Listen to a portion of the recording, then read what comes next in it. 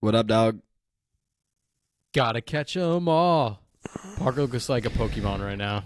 So we're gonna I start off with Pokemon well, theme song. Sam thinks I look like a Pokemon because I'm wearing a red hat with my headphones. But I'm pretty sure, to your point, Ness is who you think I look like. That Is is Ness a correct. Pokemon? He's a Pokemon character. Isn't he Trainer. like the guy who captures all the Pokemon? Yeah, it's a compliment. You look great. I'm just traveling around the world, dude, exploring and trying to catch them all, right? Like, Is that a hobby you have? nah, Traveling? but I think it's a Exploring? perfect segue into today's topic, which is hobbies. I mean, Ness is his hobby. The thing that he's really good at and loves to do is go around and catch some Pokemon. Haven't watched or played Pokemon in 15, 20 years, and even when it was around, I was not a big fan. Not my forte. More of a sports guy. But today, Sam, I've been really thinking about this topic, the topic of hobbies and how important they are in our everyday. And so yesterday, I, as you know, I'm trying to start to write a little bit. So I was just writing internally before I'm like releasing anything to the world, just writing on my own. And I wrote a little bit about hobbies Really? because, yeah, I just think that hobbies are so important to every day. Everyone has hobbies. It doesn't matter who you are, whether you spend a lot of time on the things that you love to do or not a lot of time on the things you love to do. Everyone has that one thing or multiple things. You know me. I have many, many hobbies. So let's talk about hobbies today. I think it's a great topic. I think hobbies are extremely important. I was just talking to a fan of Elevation Nation. We were texting, and he was saying, I'm looking for other ways to fill my bucket. And I thought about that for a second because when he asked me, how have you been? I said, just been working, just been grinding, working, in consulting, working on Elevation Nation, just grinding, man. And he said, that's good. I'm trying to find other ways to fill my day. And I thought that was a really nice reminder to me that we need to find those hobbies, those little things, those exciting moments that push us outside of our comfort zone, that maybe allow us to learn a new skill, to get in a flow state, to unplug, whatever that hobby may be. They're extremely important because working from home, working hybrid, it is so easy to get wrapped up in the everyday, working nonstop, checking emails, getting pings while you're cooking, while you're eating, while you're watching TV after work. And it's great to have a hobby to unplug.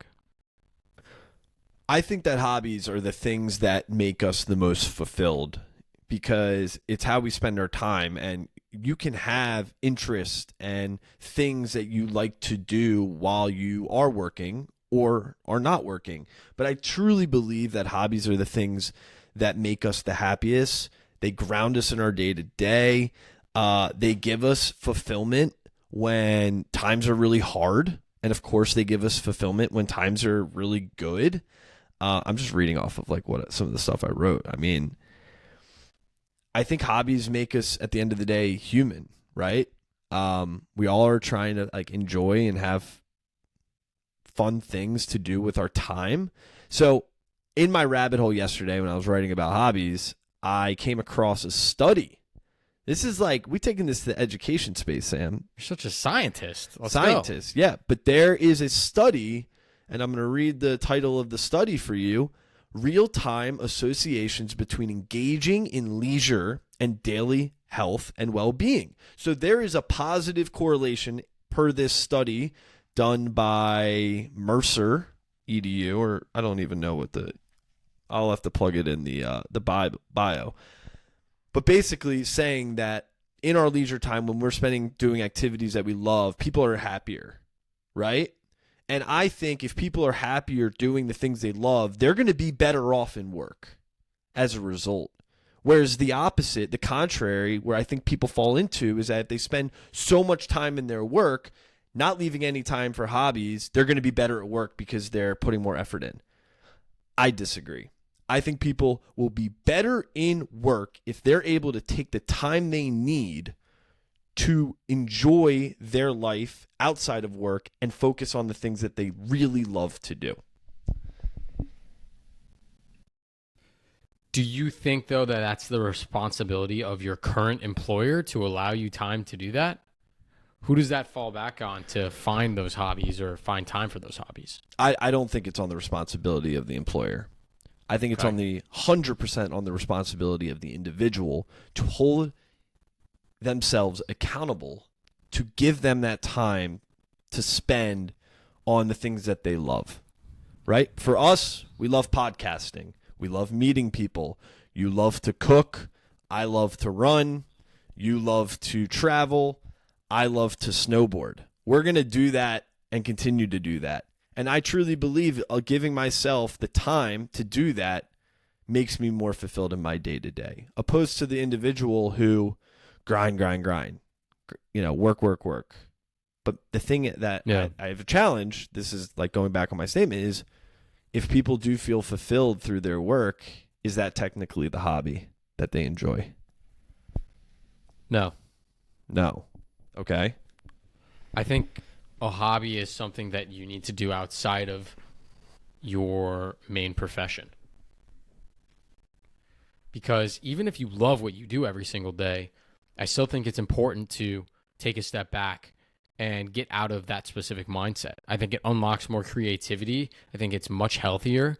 Even if I was able to speak every single day and tour the world with my best friend, talking and mentoring people, I would still want a hobby. I would still want to get involved in sports or cooking or learning a new skill or reading, whatever it may be, because I need that break for my mind to switch my mindset into a different way of thinking. I think it'll make me a better speaker as well. Okay. To go off that point then, do you think people who turn their hobbies into the way that they make a living, are you saying that that's not a hobby anymore? For example, For example, I saw the amazing, incredibly talented Tash Sultana on Sunday evening. One of the most amazing concerts I've ever seen in my entire life. She is a brilliant musician, plays literally every type of instrument under the sun. And I'm just sitting there in awe of how she's strumming the guitar on her knees, letting out this passion. Like, this is her life's work, right? She has spent her entire life trying to be the best musician and just exerting her emotion and energy through music. For a while, that was her hobby. And now, is it not her hobby anymore because she does that for a living? And that is, I think, an interesting thing. It can still be a passion, but I don't think it's a hobby anymore, no. Interesting. So we're not saying passions are tied to hobbies. You can be passionate about your hobby. Okay. Sure. Of course you can. I mean, I just started boxing. I don't know if I'm necessarily passionate about it yet. I really like it, and I want to get better at it, and I'm enjoying the challenge of pushing myself outside the comfort zone. It's not a passion of mine. Basketball, that's a passion of mine. I love basketball, but that hobby has kind of slipped downward as I've focused more on boxing. It's an interesting point. I mean, would you call podcasting a hobby for us? Or is that a passion? Yeah, it's a hobby. It's a hobby. We spend our time doing this because we enjoy it. Now, hypothetically speaking, what if we started making money off of it or you're spending more time? Is it still a hobby or no? I think if it's not my main source of income or I'm not dependent on it. If you can stop doing a hobby, then I think it's still, and you can still live. I think it's still a hobby. Wait, say it again. If you could stop. If you can stop doing that hobby and still be fine, still afford your life, not be strapped, then I think that's considered a hobby. If you quit podcasting because it was our full-time job, that's not really a hobby anymore. Again, that doesn't mean you don't love it. But the point I'm getting at is I think hobbies allow you to take a step back from whatever your main activity is for your day. Whatever's paying for your bills, whatever's taking up the most amount of time. Hobbies allow you to take a step back and be creative, to think in a different mindset, and really try to get outside your comfort zone with something new and different and fun. So the way I started with this whole thought yesterday was like I was thinking about all the amazing people we've had on the podcast.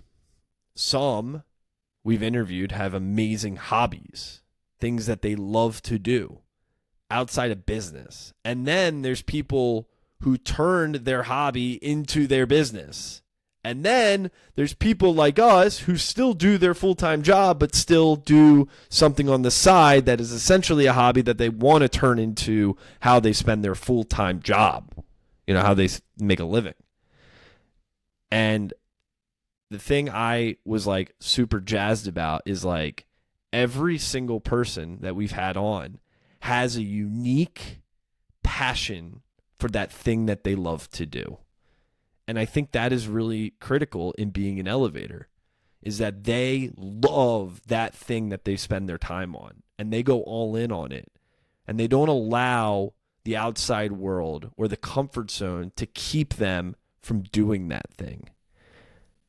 And so back to the whole taking this full circle, I just think hobbies are so important as a young person, and you can always continue to try new hobbies and try new things. But the big thing here is trying. If you're struggling to find a hobby, I know young people might struggle to do that. Instead of like, oh, going to the bar every night, watching TV. Okay, is watching TV a hobby? Sure. But I can guarantee you there's a lot of other amazing hobbies that will get you more fulfilled and make you feel better every single day. What's your main hobby right now, Parker? What's the one thing you love spending your time on? I know the answer, but I'll let you share it. I mean, right now, running, 100%. I mean, I'm training for the marathon. So that hobby is turned from a hobby to like the next level, where it's like, if I don't do it and I'm running the marathon, and I don't do it enough, I'm going to have a really hard day running that marathon. So it's become less of a hobby and more of a challenge in a sense. Besides that though, dude, it's good to be back on the podcast, on the mic. That's a hobby I missed for sure, going through the last month, and it's really good to be back. It's great to have you back. I'm glad I'm part of one of your biggest hobbies. It allows me to spend a lot of time with you. Speaking of hobbies, you just spoke about running. I want to give some elevator shout outs to a couple folks who have a hobby that they're taking international. They are going ahead to Berlin, Germany in less than a week to go run the Berlin Marathon. We have elevator number 85 of FTL, Ryan Lane, headed to Berlin soon. Elevator number 136, Tyler Schwartz. And non-elevator, but best friend of both Parker and myself, who just landed in Paris, is going to head over to Berlin in a bit. Future elevator, Miles Grossman, also running the Berlin Marathon. Shout out to you three incredible gentlemen. I think, Parker, we've made introductions, so they all are going to meet up in Berlin, either before or after the race. They better take a picture. That's all I'm saying. So we got to foster that group chat because I want to see those elevators together in one room with that post-marathon glow. If we could get FTL with endorphins, with the Miles Grossman, that is some picture. Maybe Matt Choi will show up too. Who knows? My elevator shout out. Okay, let's see. Ooh, this is going to be a shocking one for you. Elevator 38. Do you know who that is? Take a guess. One guess. No looking at your screen.